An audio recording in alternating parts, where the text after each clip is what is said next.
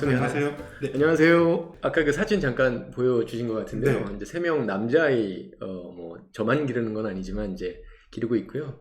치과 의사, 서울 메이 교정치과 대표원장 지대경 인사드리겠습니다. 지금 남자아이만 3명을. 네, 맞습니다. 와, 대단하십니다. 전 딸만 둘인데 충분히 힘들거든요. 어, 세상 어떤 세상인가요? 처한테 잘해야죠. 아, 그쵸. 그쵸. 퇴근 좀 열심히 하시고 이렇게 아, 그럼요. 집으로 출근하시고. 네, 오늘 네. 끝나자마자 바로 또 가야죠. 아, 네. 알겠습니다. 같이 우리 힘든 세상을 살고 있는 매운맛 육아를 하고 계신 저희 대표님 이야기 한번 들어볼 수 있도록 하겠습니다. 일단은 저희가 여러 가지 준비를 했지만 그래도 첫 번째는 먼저 해주고 싶은 말씀 있으실 것 같아요. 그거부터 먼저 한번 풀어주시고 그 다음에 저희 질의응답을 한번 이어가 볼 수 있도록 하겠습니다. 네, 우선은 이제 뭐 오늘 주제가, 임산부 구강 건강하고 우리 아이, 치아 건강, 뭐 이런 걸로 그쵸. 제가 알고 네. 있는데요. 이제 많이들 여쭤보십니다. 치과 의사 아들, 딸들이면 구강 건강 관리 잘 하시냐고. 그쵸. 너무 어려워요. 네. 그래도 이제 저한테 여쭤보실 때는 네, 네. 기대를 많이 하시는데, 네. 뭐 치과 의사 이전에 저도 이제 한 가정의 아비이다 보니, 아이들 건강 관리는 쉽지 않은 것 같습니다. 그래서 이제 오늘 같은 강의 혹은 뭐 소통 이런 것들을 통해서 최대한 이제 제가 가졌었던 부모로서의 어떤 노하우, 그다음에 치과 의사로서의 어떤 건강한 관리법 이런 것들 같이 한번 공유 드리려고 합니다. 네, 알겠습니다. 그러면 제 첫 번째, 이거를 제가 먼저 질문을 드리는 네네네네. 그리고 이제 그러면 제가 첫 번째 질문 한번 드려볼 수 있도록 하겠습니다. 가장 많이 하시는 질문 중에 하나가 임신 중에 치과 가도 되나요? 이게 그럼요. 가장 큰 질문인 것 같아요. 네. 그 질문을 조금 더 이제 세부적으로 말씀드리자면 반드시 가셔야 됩니다. 반드시 가셔야 되고요. 그러니까 이제 조금 더 자세히 말씀드리자면 임신기에는 호르모널 체인지가 호르몬이 조금 더 변하고 이렇게 되면서 임신성 치주염이라고 해서 질환이 생기게 됩니다. 그 치주염 박테리아 같은 것들이 이제 혈류를 타고 이제 가다가 잠깐만요. 네네네. 치주염이라고 그러면 네. 못 알아들으시 저처럼 못 알아들으면 많을 것 같아요. 조금 더 잇몸병. 풀어서. 네네네. 그냥 뭐 치아를 싸고 있는 잇몸, 그다음에 이제 잇몸뼈 여기에 이제 고름이 생기고 출혈이 생기고 붓고 이런 것들을 이제 치주염이라고 생각을 하시면 될 것 같고요. 네. 그러니까 어찌됐든 이제 조산이라든가 저체중아 같은 확률이 높아질 수 있습니다. 이제 거기 미국 치주학회, 그러니까 미국의 잇몸을 주로 다루는 치과 학회에서는 치주질환 임산부가 정상 임산부에 비해서 조산의 위험이 7배, 뭐 이렇게까지 많아진다고 하니까 이제 관리를 철저히 하셔야 할 것 같습니다. 보통 이제 처음 3개월, 후기 뭐 1, 2개월 정도가 조금 이제 거동하기가 조금 불편하시잖아요. 그 중간에는 매달 이렇게 이제 좀 내원하셔서 치과에서 전문가 관리를 받으시면 좋을 것 같고요. 더불어서 이제 치료도 치과 치료도 할 수 있냐고 여쭤보시는 분들이 많이 계시거든요.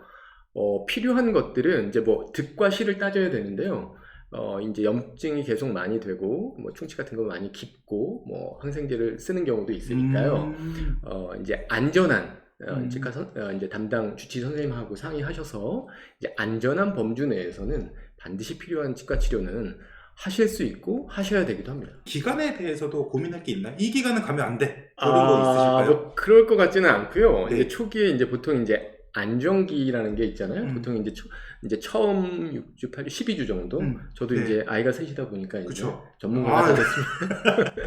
그래서 보통 이제 처음 12주 정도까지는 이제 가셔도 되는데 이제 조금 조심하셔야 되고 이런 부분들이 12주까지는 그러니까 이제 그 이후부터는 크게 상관 없으시고요. 저는 이제 임신하셔서 이제 교정 환자로 오시는 분들도 계시는데 바로 뭐 한 1주 전까지 오셨다가 이렇게 이제 분만하시러 가는 경우도 있습니다. 있으셨습니다. 이제 그게 다른 의미라기보다는 이제 아무래도 뭐 방사선 사진 찍는 것도 그렇고 이래저래 이제 굉장히 또 첫 아이고 그러면 굉장히 조심스러우시잖아요. 이제 그런 차원의 말씀이십니다. 오셔도 되지만.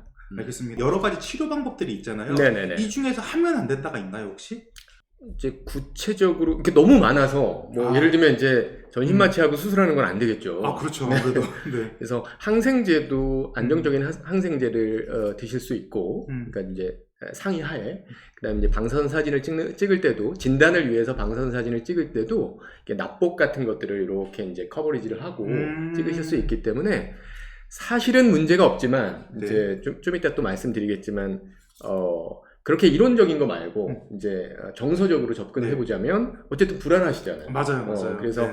가급적이면은 조금 네. 진행된 것보다 안정적으로 관리할 수 있는 그런 처치로 진행을 하시면 이제 마음도 편하실 것 같습니다. 그래서 일단 지금 여기 오늘 들어오신 분들은 주로 어떠신 이제 구성이 어떻게 되시는가요? 임신을 하신 분인가요? 임신하신 상황에서 많이 들어오십니다. 네. 그러면 이제 임산부관 건강을 더 중요하게 네. 생각하실까요? 어찌됐든 그거 아까 잠깐 말씀드렸지만 이게 호르몬 변화 때문에 이제 잇몸이 붓는다든가 임신을 했을 때 네. 그다음에 이제 출혈이 생긴다든가 이런 경우가 많이 있거든요. 이제 그래서 아까 말씀드렸듯이 이제 본인도 신경을 쓰셔야 되고 그렇죠. 이제 정기적인 치과 내원이나 뭐 이런 것들 때 이게 중요하다 이렇게 생각을 하시면 될 것 같고요. 그다음에 이제 낳으실 거잖아요. 네네. 낳으실 거, 출산을 하실 건데 이제 아이들 너무 이제 먼 얘기 말고 이제 낳으셨을 때 약간 시기별로 제가 이제 간단한 팁들만 이제 설명을 좀 드리면 어쨌든 이제 이렇게 나중에 이제 아이가 무럭무럭 자라서 이게 보이실까요? 여기 이제 지금 이제 한 10세 정도 됐을 때 10살. 이제 이렇게 밑에 보시면은 이제 어른 치아가 나오고 있고요. 애기 네. 치아가 있고 이제 여기는 네. 앞니는 이제 어른 치아가 갈았죠. 벌써 10살이면. 그쵸. 네. 그래서 어쨌든 치아가 없을 때부터 이제 그런 경우에는 보통 이제 돌 전에 거즈 같은 거 있으시잖아요. 이제 그런 걸로 따뜻한 물 이제 묻히셔서 앞니가 먼저 나오게 되는데 이제 앞니도 평평하기 때문에 앞니도 이렇게 평평하기 때문에 그쵸. 이제 그때까지는 이제 거즈 같은 걸 이용해서 이렇게 잇몸 마사지, 이아리 같은 경우에도 도움이 되거든요. 네. 잇몸 마사지, 이 마사지, 그리고 치아 세정 이런 것들을 하시면 될 것 같고 입술질인 경우에는 이 친구처럼 이제 어금니가 맹출하게 됐을 때부터는 아기 칫솔을 가지고서 뭐 어린이 칫솔 조금 다르죠. 그러니까 이제 통통하게 되고 이제 처음에는 이제 부모님들께서 관리를 해주셔야죠. 아이가 못하니까. 네. 그래서 그런 경우에는 한 가지 팁이 있습니다. 이제 우리 하듯이 깨끗하게 해야지 하면서 마구 닦아주시면 상처가 나게 되거든요. 그래서 연필 잡듯이 이렇게 이제 잡으시고 네. 이렇게 이제 면을 돌리듯이. 그죠? 네. 물론 방법은 원칙적인 방법들이 있습니다. 이론적인 방법들이 있죠. 그래서 뭐 바스법이라든가 이런 것들이 있는데 쉽지 않죠.